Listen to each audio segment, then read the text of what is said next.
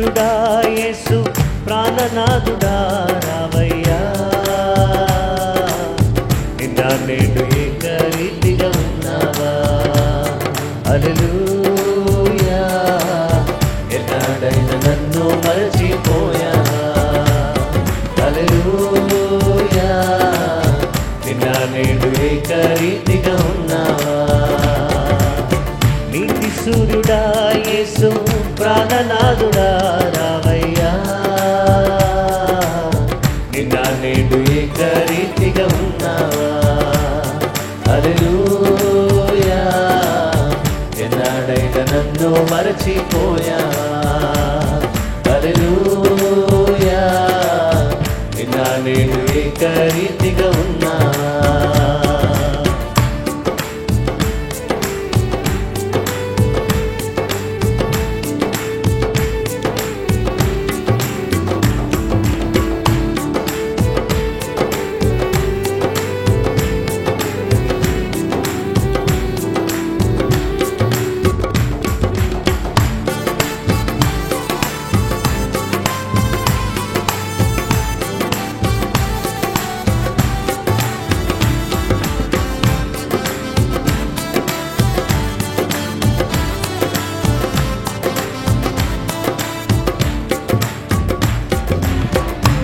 యుగములకు ప్రభువా,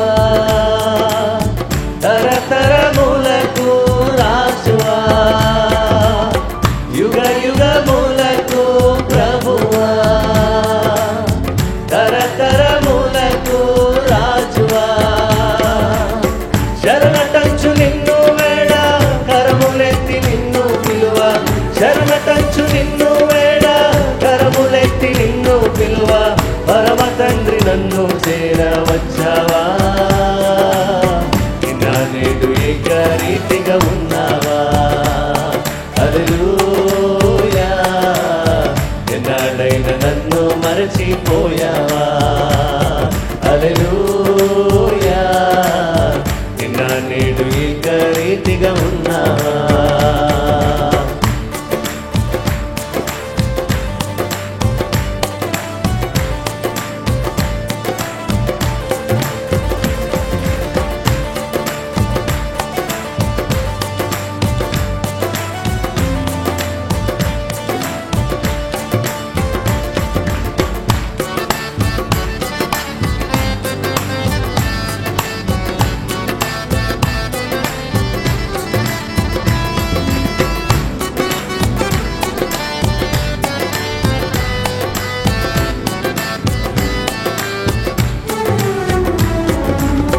వేల్పులలో లేఖలుడా,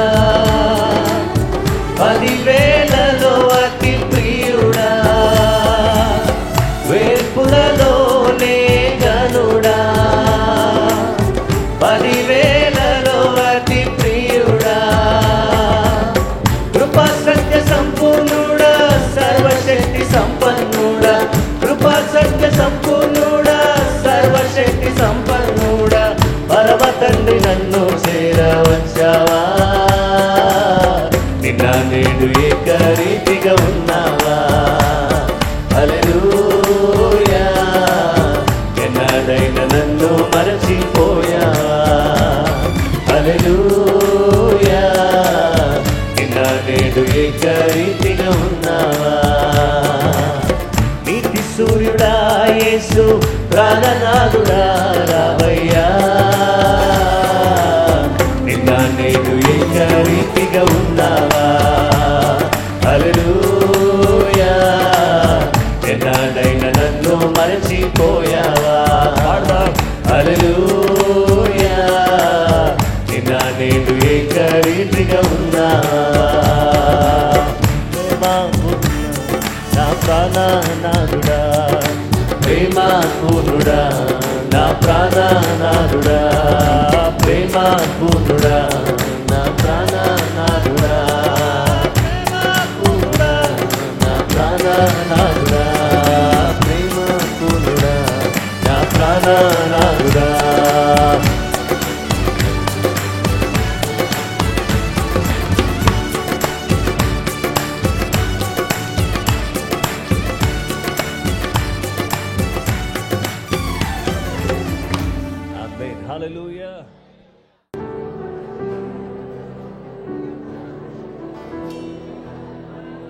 నిన్నే ప్రేమింతును, నిన్నే ప్రేమింతును యేసు, నిన్నే ప్రేమింతును. నీవెనుదిరుగా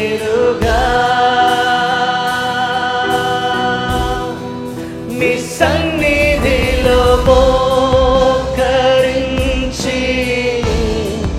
నీ మార్గములో సాగేదా, నిరసించక సాగేదా. నీవెనుదిరుగా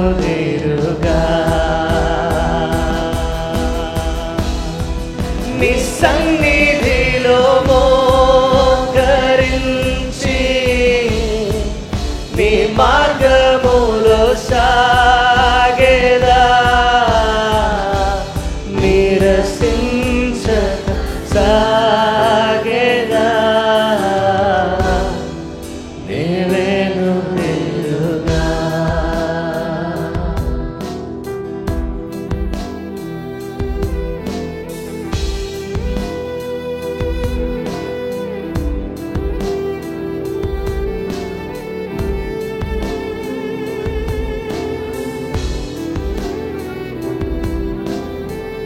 దేవానికి స్తోత్రం. Thank you lord.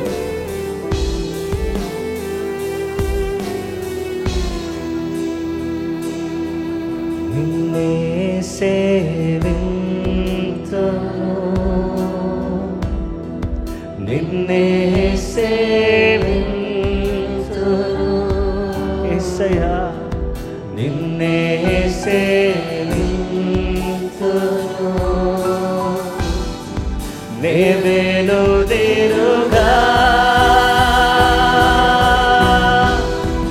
నీ సన్నిధిలో మోకరించి నీ మార్గములో సాగేదా. స్వరమెత్తి నిరసించక సాగేదా. నీవెనుదిరుగా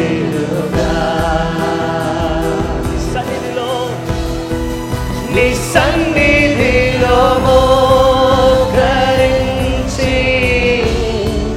నీ మార్గములో సాగేదా, నిరసించక సాగేదా. నీవెనుదిరుగా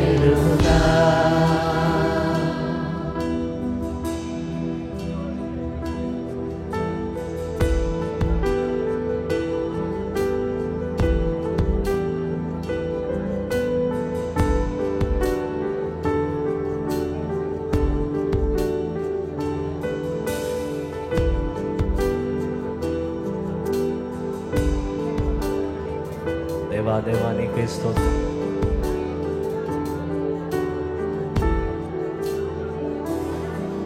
నిన్నే పూజింతును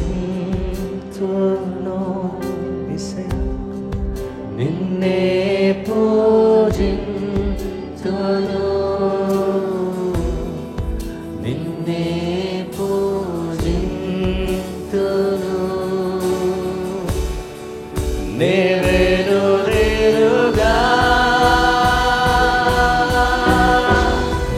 నీ సన్నిధిలో మోకరించి నీ మార్గములో సాగేదా, నిరసించక సాగేదా.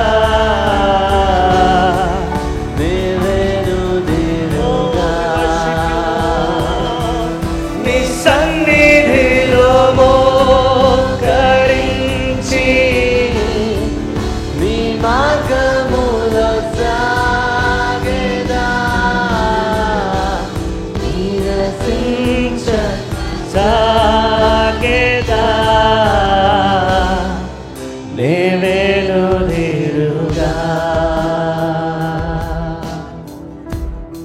సగమంతా రెండు చేతులు పైకెత్తి హృదయపూర్వకంగా పరిశుద్ధుడా దేవా నీకే స్తోత్రం, నీకే ఆరాధనయ్యా.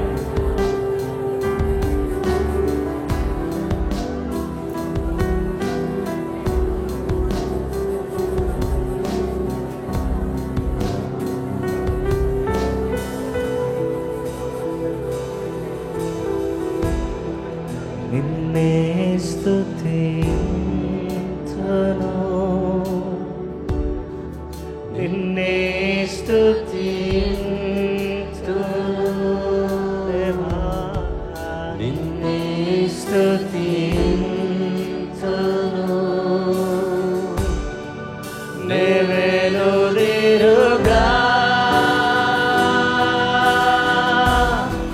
నీ సన్నిధిలో మోకరించి, నీ మార్గములో సాగెదా, నిరసించక సాగెదా. దేవెలుదిరుగా హృదయపూర్వకంగా నీ సన్నిధిలో మోకరించి, నీ మార్గములో సాగెదా, నిరసించక సాగెదా. నీవెలుదిరుగా యేసయ్యా, నీ సన్నిధిలో మోకరించి, నీ మార్గములో సాగెదా, నిరసించక సాగెదా. నీవెలుదిరుగా మరొకసారి నీ సన్నిధిలో మోకరించి, నీ మార్గములో సాగెదా, నిరసించక సాగెదా. నీవెలుదిరుగా.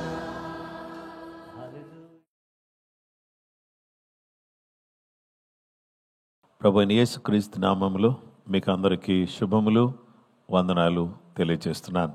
ఈ సమయంలో మిమ్మల్ని అందరినీ ప్రేమతో ప్రార్థనా పోరాటానికి ఆహ్వానిస్తున్నాను. క్రీస్తునందు ప్రియమైన స్నేహితులారా, ఇంతవరకు దేవుని స్తుతించి ఆయన ఘనపరిచే చక్కటి అవకాశాన్ని దేవుడు మనకు దయచేశారు. ఈ అవకాశాన్ని పురస్కరించుకుని దేవుని స్తుతించి దేవుని మహిమ పరిచే అవకాశాన్ని దేవుడు ఇచ్చాడు. అందును బట్టి ఆయనకే మహిమ కలుగునుగాక. మరి ఈ సమయంలో దేవుని యొక్క వాక్యాన్ని మనం ధ్యానం చేద్దాం. ఈరోజు మన ధ్యానాంశము బెనిఫిట్స్ ఆఫ్ బిలీఫ్, నమ్మకం యొక్క ప్రయోజనాలు అనే అంశాన్ని గురించి దేవుని యొక్క వాక్యాన్ని మనము ధ్యానం చేద్దాం. అపోస్తలుల కార్యముల గ్రంథం 10వ అధ్యాయం 43వ వచనాన్ని మనం చదువుకుందాం. ఆయన యందు విశ్వాసముంచు వాడెవడో వాడు ఆయన నామం మూలముగా పాప క్షమాపణ పొందునని ప్రవక్తలందరూ ఆయన గూర్చి సాక్ష్యమిచ్చుచున్నారనెను. Book of Acts chapter 10 verse 43. To him all the prophets witness that through his name whoever believes in him will receive remission of sins. దేవుని వాక్యాన్ని మనం చూస్తే, దేవుని బిడ్డలారా, ఆయన యందు నమ్మకం ఉంచడం ద్వారా, విశ్వాసం ఉంచడం ద్వారా, ఆయన్ని నమ్ముకోవటం ద్వారా దేవుడు మనకు అనుగ్రహించే ఆశీర్వాదాలు, మనకు అనుగ్రహించే దీవెనలను గూర్చి మనం ఆలోచించేస్తే, ప్రియ స్నేహితులారా, పరిశుద్ధ గ్రంథంలో మనం ఒకదాని తర్వాత ఒకటి నమ్మటం వల్ల ఏమేం ప్రయోజనాలు ఉన్నాయి అని అంటే, మొదటిగా పాప క్షమాపణ మనకు దేవుడు అనుగ్రహిస్తున్నాడు. రిసీవ్ ఫర్గివ్నెస్ ఆఫ్ సిన్స్, పాప క్షమాపణ పొందుకునుము. మనమందరం కూడా పాప క్షమాపణ పొందుకునేటటువంటి అవకాశాన్ని జీవం గల దేవుడు మనకు దయచేస్తున్నాడు. పాప క్షమాపణ అనే దాని గురించి మనం చూస్తే, ఆయనందు విశ్వాసముంచువాడెవడో ఆయన నామ మూలముగా పాప క్షమాపణ పొందునని ప్రవక్తలందరూ ఆయన గురించి సాక్ష్యమిస్తూ ఉన్నారు. ఆయనందుల విశ్వాసం ద్వారా, ఆయనందు నమ్మికుంచడం ద్వారా మనమందరం కూడా పాప క్షమాపణ కలిగి ఉండే అవకాశాన్ని దేవుడు మనకు దయచేస్తూ ఉన్నాడు. 1 యోహాను పత్రిక 2వ అధ్యాయం 12వ వచనములో, చిన్నపిల్లలారా, ఆయన నామమును బట్టి మీ పాపములు క్షమింపబడినవి కనుక మీకు వ్రాయిచున్నాను. ఆయన నామాన్ని బట్టి మీ పాపములు క్షమించబడ్డాయి గనుక మీకు రాస్తున్నాను. ఈ దినాన్న మీరు చిన్నపిల్లలైనప్పటికి కూడా ఆయన నామాన్ని బట్టి మీ పాపాలు క్షమించబడి ఉన్నవి. దేవుని వాక్యాన్ని బట్టి చూస్తే ఆయన నామములో పాప క్షమాపణ. దేవుని వాక్యాన్ని మనం గమనించినట్లయితే అపోస్తల కార్యాలు 26:18, నీవు నన్ను చూచియున్న సంగతిని గూర్చియు నేను నీకు కనబడబోవు సంగతిని గూర్చియు నిన్ను పరిచారకునిగాను సాక్షినిగాను నియమించుటకై కనబడి ఉన్నాను. నీవు లేచి నీ పాదములు మోపి నిలువము. నేను ఈ ప్రజల వలన అన్యజనుల వలనను హాని కలగకుండా నిన్ను కాపాడుదును. వారు చీకటిలో నుండి వెలుగులోనికి, సాతాను అధికారములో నుండి దేవుని వైపునకును తిరిగి నా యందలి విశ్వాసము చేత పాప క్షమాపణను పరిశుద్ధపరచబడిన వారిలో స్వాస్థ్యమును పొందునట్లు వారి కన్నులు తెరచుటకై నేను నిన్ను వారి యొద్దకు పంపెదనని చెప్పెను. దేవుని బిడ్డలారా, పౌలు గారిని దేవుడు పంపిస్తాను అని అంటున్నాడు. ఎందుకు?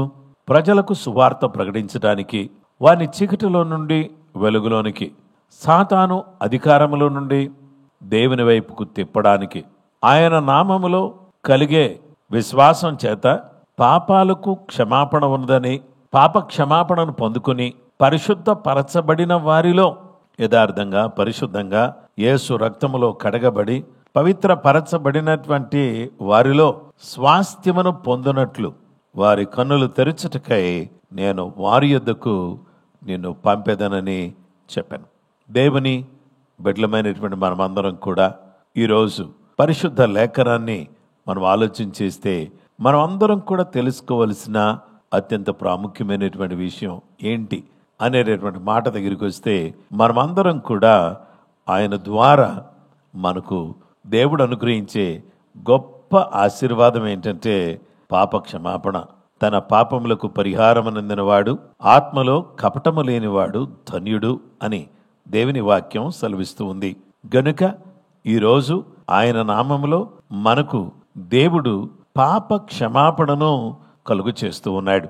ఇలాంటి పాప క్షమాపణను పొందినటువంటి వారికి దేవుడు ఏమనుగ్రహిస్తున్నాడు అంటే, దేవుని బిడ్డలారా, పరిశుద్ధ లేఖనాన్ని మనం ఆలోచించేస్తే ఆయన మనకు నిత్య జీవమును అనుగ్రహించుచున్నాడు.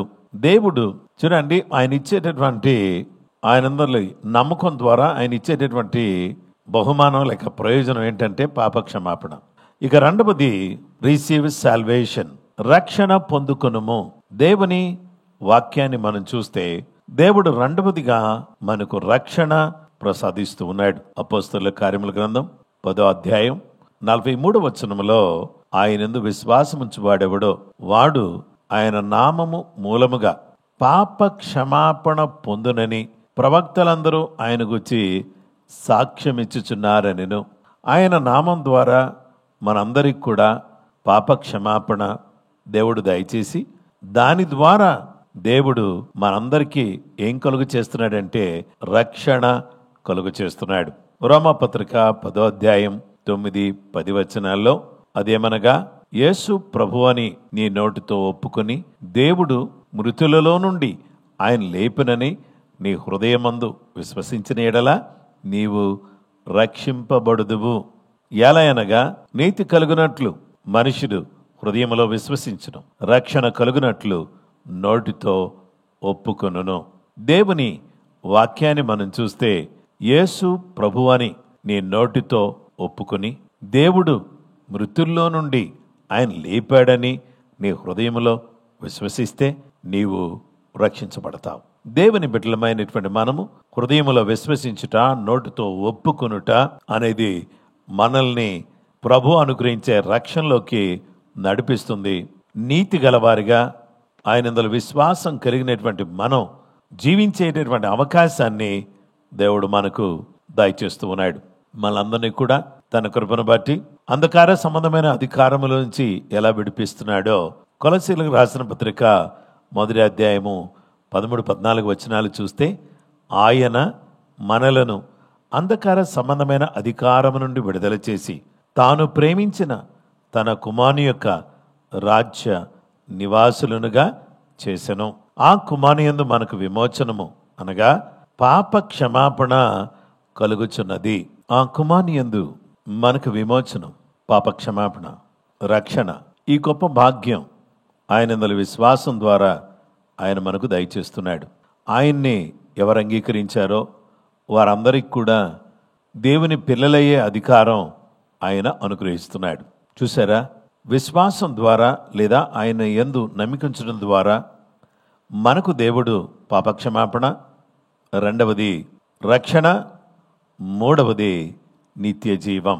నిత్య జీవాన్ని దేవుడు మనకు దయచేస్తూ ఉన్నాడు.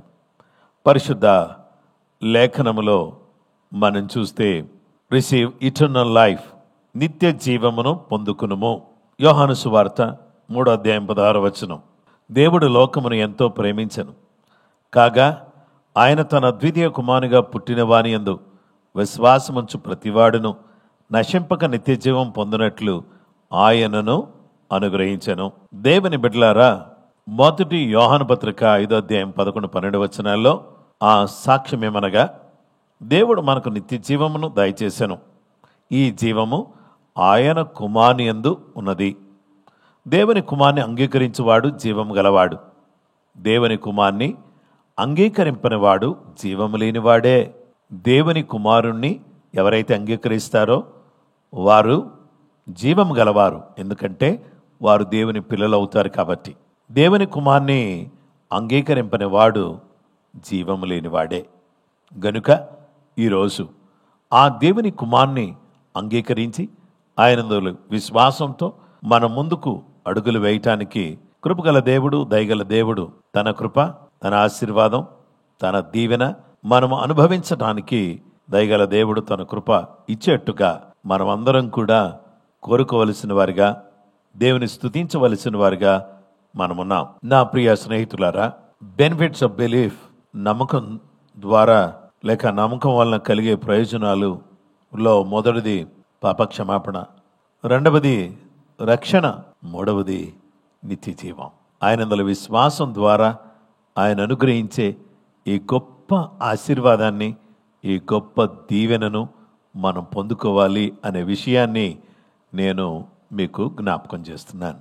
ఈ సమయంలో ఆయన కృప, ఆయన దయ, ఆయన వాత్సల్యత మనం పొందుకుంటూ ప్రభు అనుగ్రహించే ఆ నిత్య జీవాన్ని మనం పొందుకునేవారిగా ఉండాలి. దేవుని వాక్యం చెప్తుంది యోహాను సువార్త 5:24లో, నా మాట విని నన్ను పంపిన వానియందు విశ్వాసముంచువాడు తీర్పులోనికి రాక మరణములో నుండి జీవములోనికి దాటియున్నాడు.